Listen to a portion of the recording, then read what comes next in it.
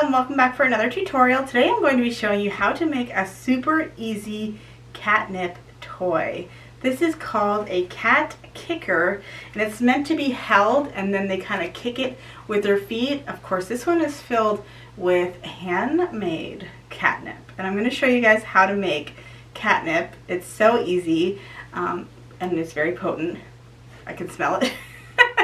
But the cats love it. So this is going to be a really fun gift this holiday season. If you have friends who have cats, the cats would definitely appreciate it. Super easy to make, and I'm super excited to jump in and show you how to make this.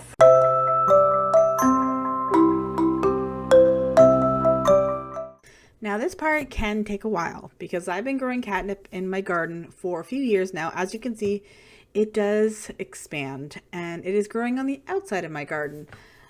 But I just grabbed a big handful and brought it inside, and now I'm just going to pick off all the leaves. I'm going to be using a dehydrator. You could dry this out in the sun, but it does take a lot longer. So for speed, I'll be using a dehydrator I got off of Amazon. I'll link the one that I use. It has many trays. I really like it. So after that, it will come out super dry, and you can either like use a mortar and pesto and like kind of crunch it up, or you can use a coffee grinder. I just want it to be coarse just so that it doesn't go through the holes of the stitches. And then you have homemade catnip. Super easy. Okay, so all you're going to need for this project is catnip. Now if you're only making a few, then I probably would recommend buying your own. So I will also have a link down in the description box where you can buy some some made pre-prepared catnip.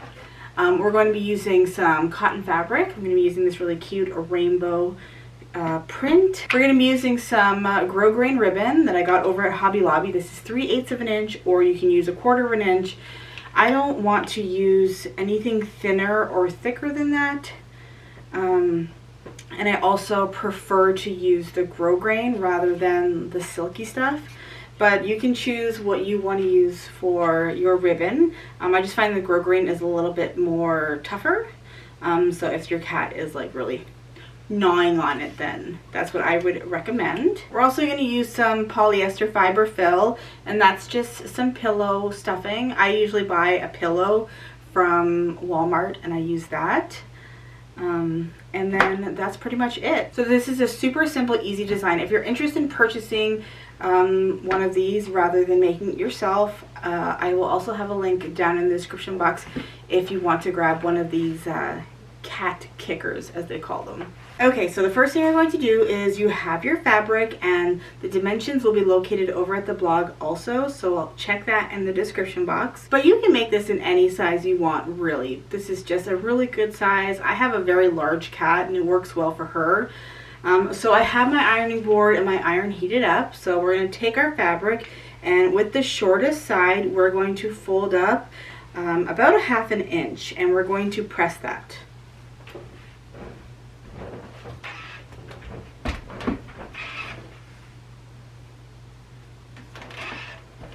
Now this is just going to finish off the edge, so I find it easier to pre-press this before we start sewing. Now to get a crisp fold, I like to use my tailor's clapper. Okay, so now you're going to take your fabric and we're going to fold it lengthways. So the fold will be on one end, and we're going to use some clips just to hold that into place, making sure that all of the sides are nice and even.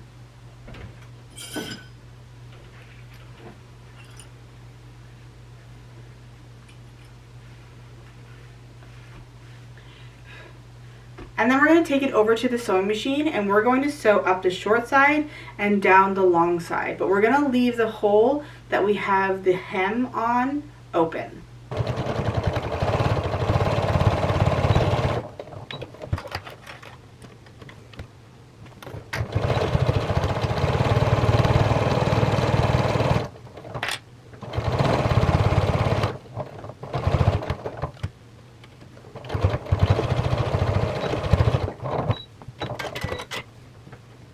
Okay, so now that we have our piece sewn, we're going to snip off the corners And that's going to help to reduce the bulk when we flip it right sides out.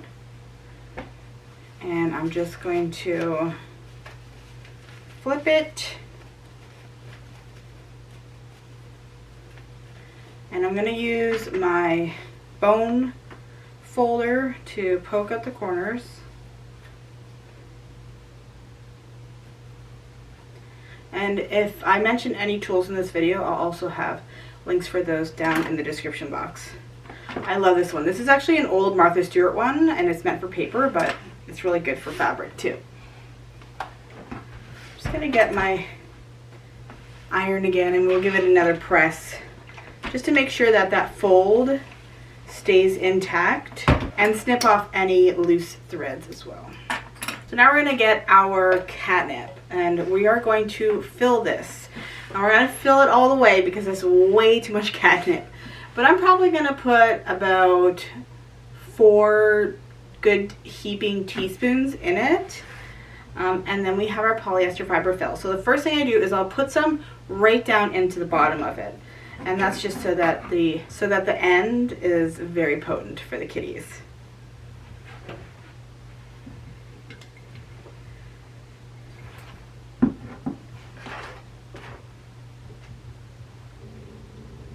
So I just like to use a spoon, and then I'm going to stick it right down in there. Try not to get any on that hem.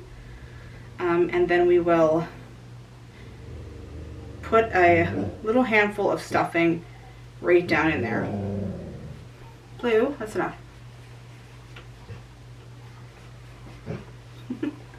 The Amazon guy just came. Blue, that's enough. So we want to try to mitigate as much of the mess as we can. But we're going to again put another heaping teaspoon right down in there. We want it to kind of go all over the fill as well, so it kind of gets distributed throughout the whole thing. And then we'll put a bunch more. So now I'm going to put some more. And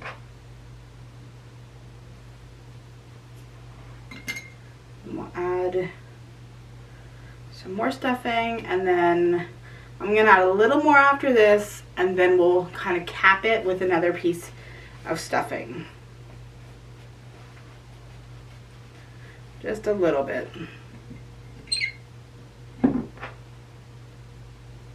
Okay, not too much.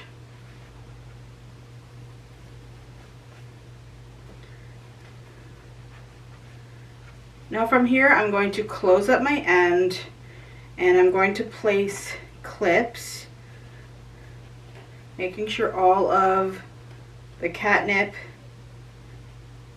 and the stuffing is on the inside.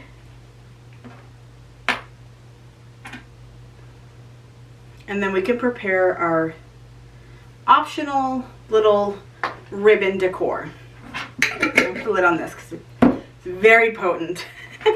The homemade stuff is very potent, but the kitties love it. Okay, so you can do about 4 or 5 pieces of ribbon, and I cut 6-inch strips of ribbon, and then I used a flame, a lighter, or a candle, and I just kind of singe the edges to prevent fraying. And I'm stacking up my ribbon, and then I'm just going to take it and I'm going to kind of tie it into a knot, and we're going to try to keep the knot right in the middle.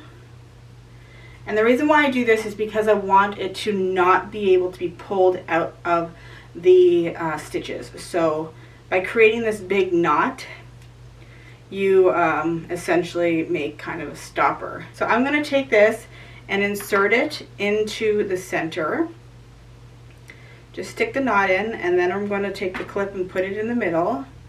And as I'm sewing it, I'm going to take my ribbon and sort of fan it out, and just kind of put the ribbons like how I want them, you know. And we're just going to do a simple top stitch right across. You can back stitch over the ribbons just to make sure that they're good and secure, and then that's pretty much it. So let's go and do that quick.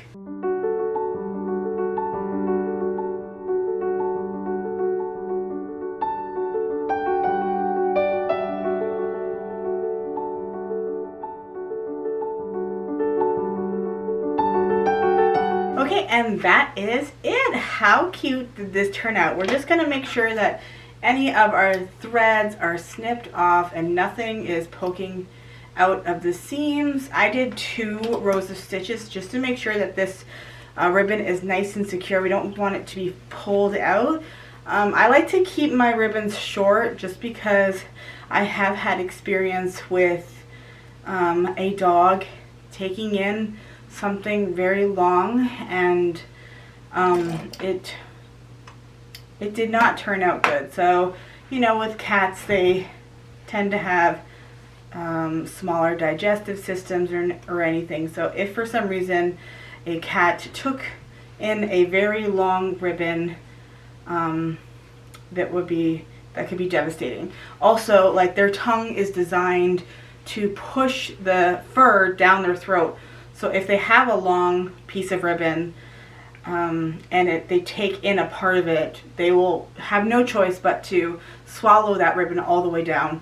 And again, it could wreak havoc in their system. So that's why I like to keep mine really short, and I think it turned out really cute. I know that my cat loves it.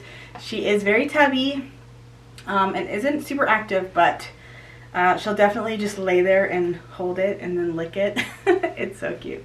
So I hope that you give this a try. Again, if you're interested in buying some of these, I do have these located over at my shop, which all those links will be down in the description, as well as everything else we talked about in this video. So I hope that you enjoy, and I'll see you guys in my next tutorial. Bye guys!